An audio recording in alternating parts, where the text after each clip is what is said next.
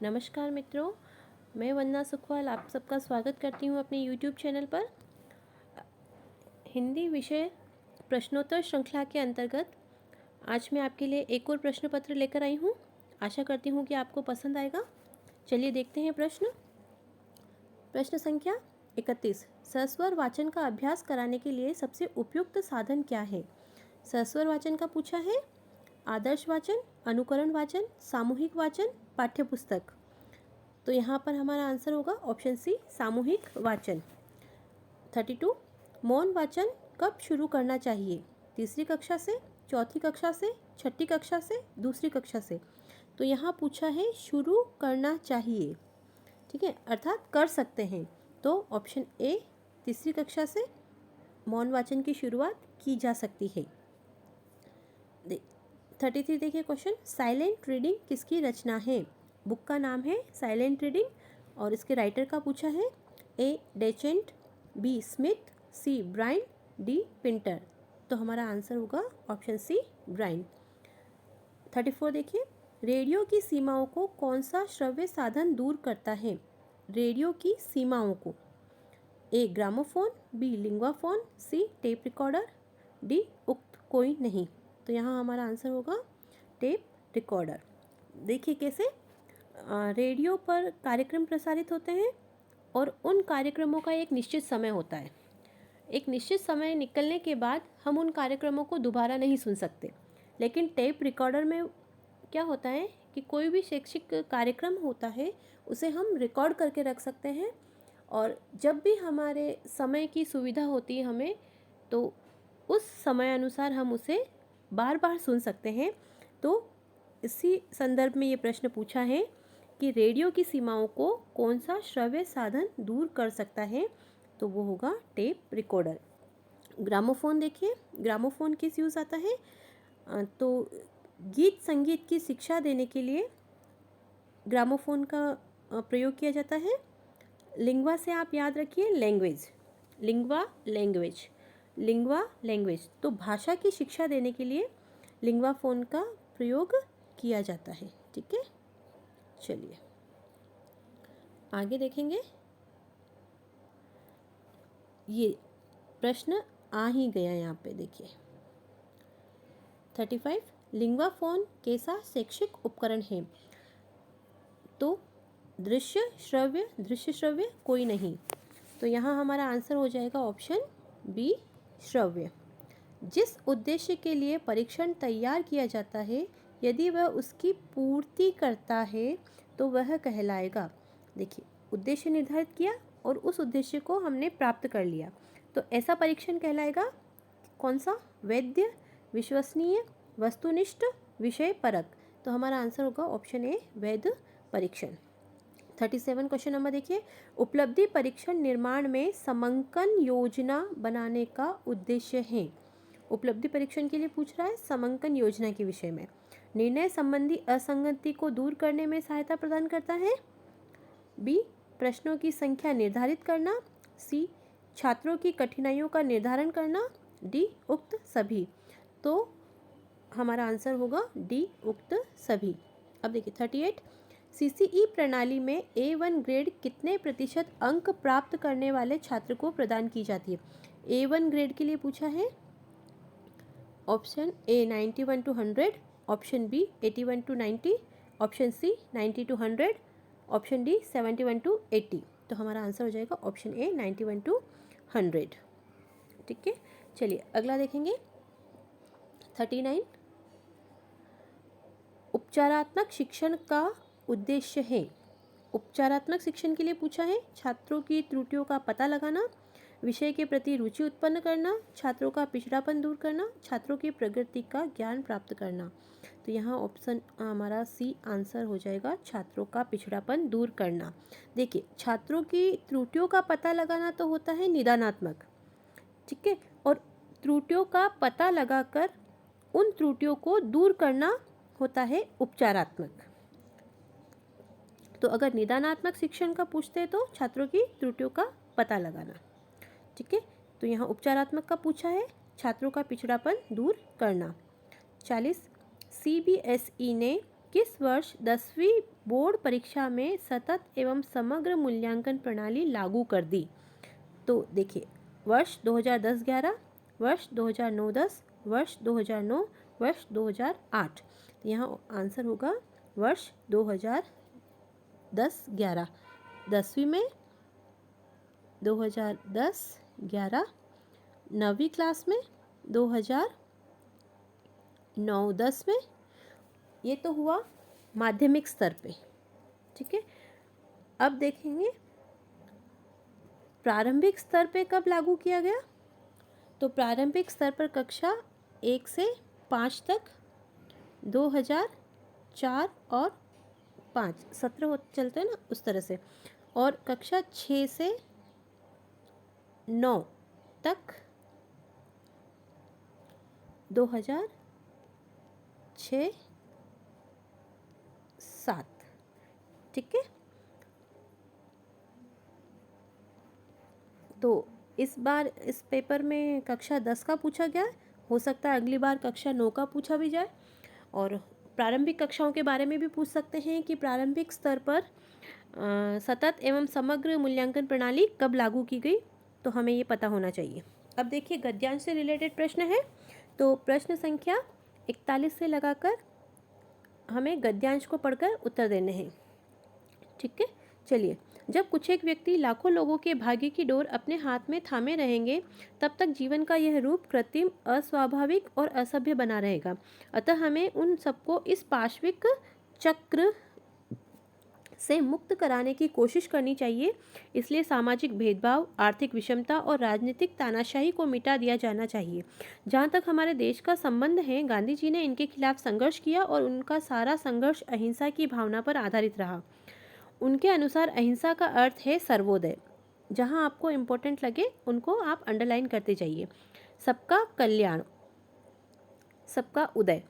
उन्होंने अपना सारा जीवन सर्वोदय के लिए समर्पित कर दिया। वे अत्यंत विनीत थे। उन्होंने किसी भी प्रकार के सदाचार या निभ्रांतता का दावा नहीं किया।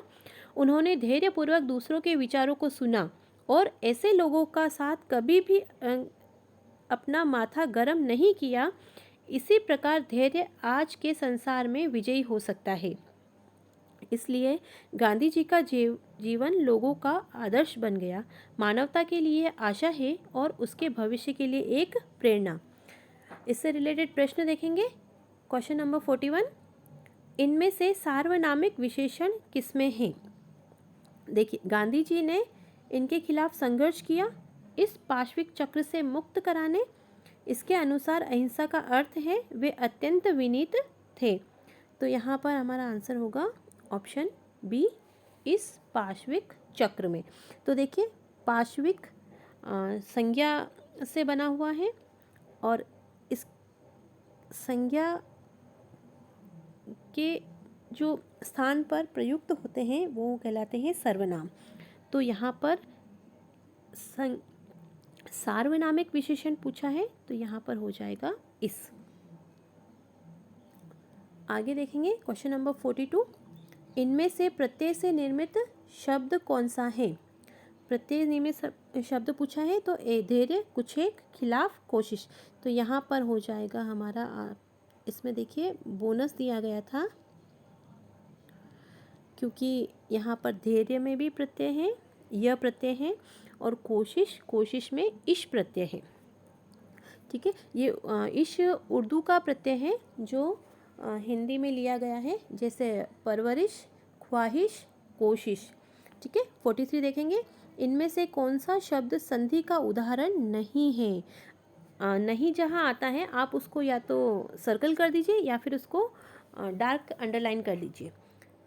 पहला संसार, बी अत्यंत, सदाचार, सामाजिक। तो देखिए संसार में, देखिए संसार में क्या संधि होगी, सम प्लस सार, अनुस्वार संधि हुई। अत्यंत, अति प्लस अंत, अति प्लस अंत, तो यहाँ पर हो गई यण संधि। सदाचार, सद प्लस आचार, तो यहाँ पर हमारी दीर्घ संधि हो रही है। तो सामाजिक में यहाँ कोई संधि नहीं हो रही है, यहाँ हमारा शब्द बना है समाज और एक प्रत्यय से बनकर बना है सामाजिक, ठीक है। चलिए आगे देखेंगे। बहुत ही शांति से अगर आप प्रश्न को धीरे धीरे पढ़कर समझकर उत्तर देंगे तो ज़्यादा मुश्किल नहीं होगा। ये हमारे दैनिक जीवन में प्रयोग आने वाला ही है।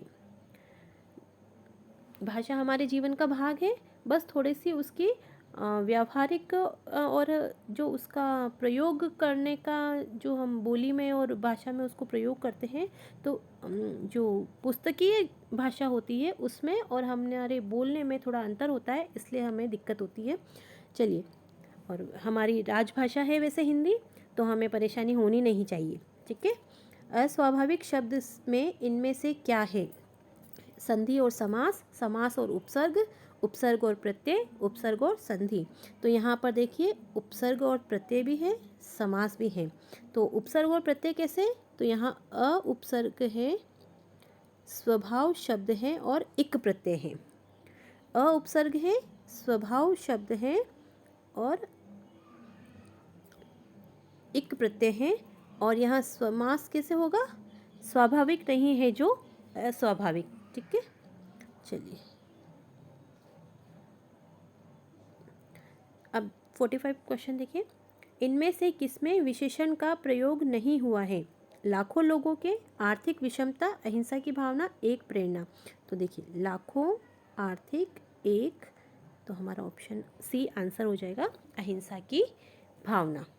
अगला देखेंगे 46। चलिए, यहाँ फिर से गद्यांश आया है 46 to 50। आंसर हमको पढ़कर देना है।